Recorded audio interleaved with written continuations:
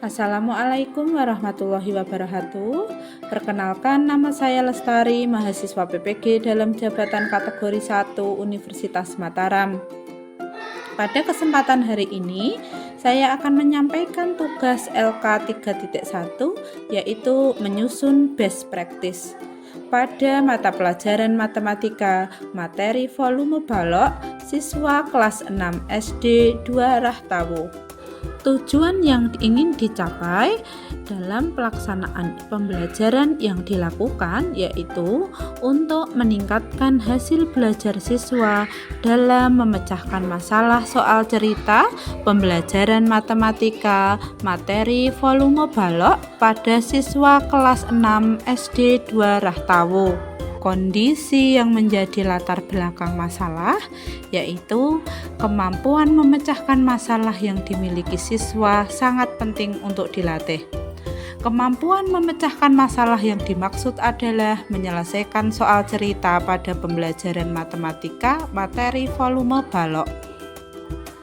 Kondisi yang menyebabkan rendahnya hasil belajar dalam menyelesaikan masalah soal cerita pembelajaran matematika materi volume balok pada siswa kelas 6 SD 2 Rahtawo adalah 1. Media yang digunakan guru kurang sesuai dengan materi dan belum berbasis IT.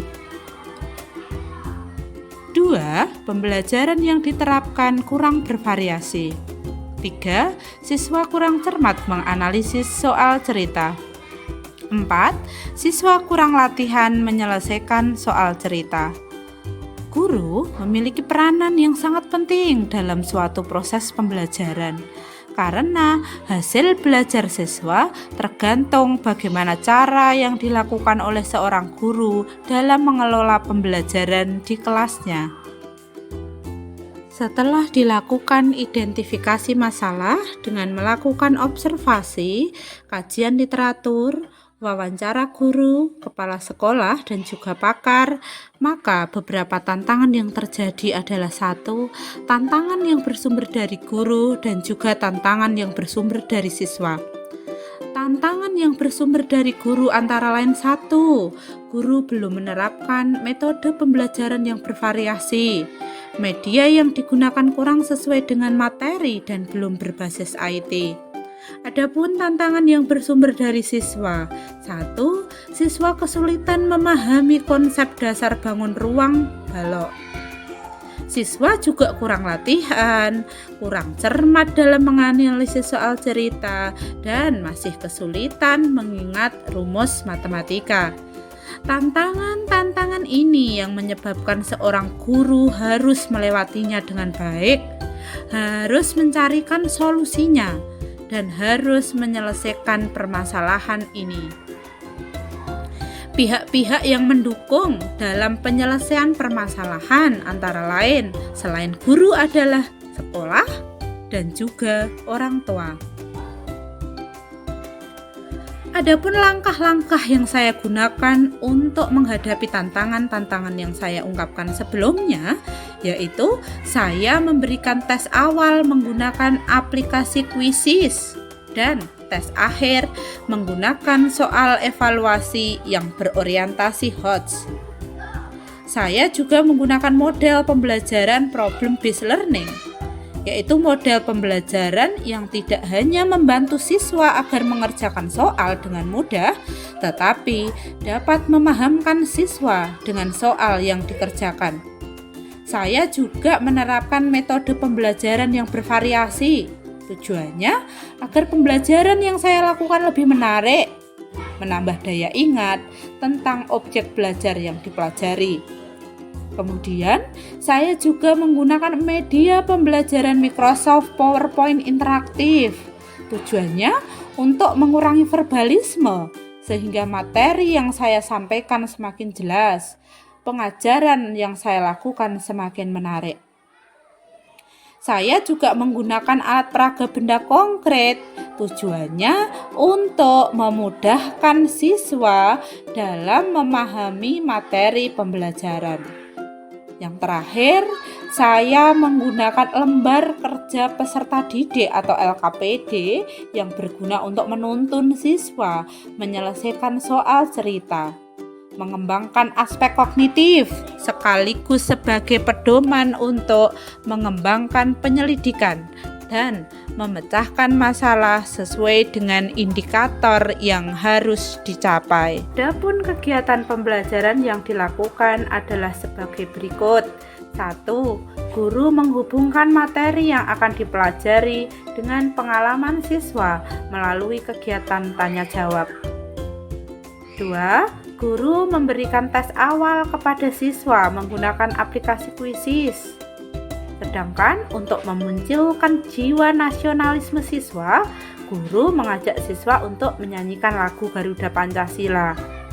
Kemudian yang ketiga, guru memberikan motivasi dengan menyanyikan lagu tentang volume balok yang ditampilkan melalui video pembelajaran.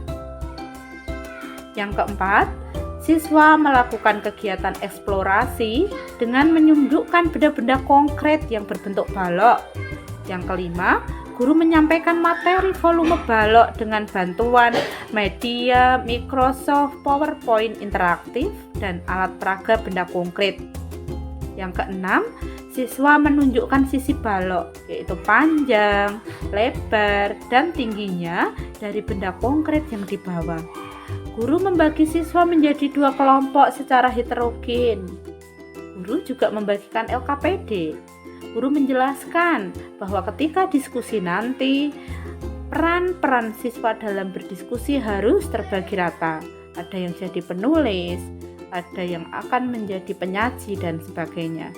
Kemudian, siswa berdiskusi untuk menyelesaikan soal yang ada di LKPD. Setelah diskusi selesai, maka kegiatan berikutnya adalah mempresentasikan hasil diskusi. Kemudian, guru mengkonfirmasi jawaban yang dikemukakan oleh siswa ketika diskusi, dilanjutkan dengan mengerjakan soal evaluasi yang berorientasi HOT secara mandiri. Kemudian, siswa bersama guru melakukan refleksi atas pembelajaran yang telah dilakukan. Siswa juga membuat kesimpulan bersama guru. Kemudian yang terakhir, untuk siswa yang berprestasi, guru memberikan apresiasi dalam bentuk bintang dan juga tepuk salut.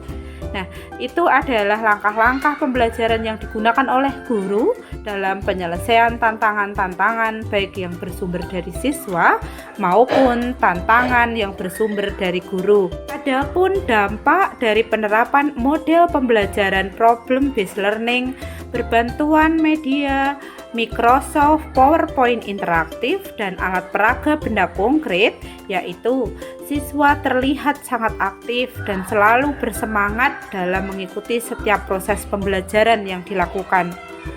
Hasil belajar siswa juga meningkat. Hal ini terlihat dari perolehan nilai siswa yang jauh di atas KKM. Hal ini dikarenakan karena saat pembelajaran siswa secara langsung melakukan kegiatan memecahkan masalah soal cerita menggunakan media yang menarik, media yang inovatif, dan juga benda konkret. Bapak dosen dan juga Bapak guru pamong, best practice yang saya susun ini masih jauh dari sempurna, masih jauh dari baik. Oleh karena itu, saya memohon, saya berharap saya bisa mendapatkan masukan, saya mendapatkan kritikan dari semua pihak untuk perbaikan tugas yang saya susun. Atas perhatian, atas masukan, atas motivasi dan pendampingan, saya mengucapkan terima kasih. Saya akhiri. Wassalamualaikum warahmatullahi wabarakatuh.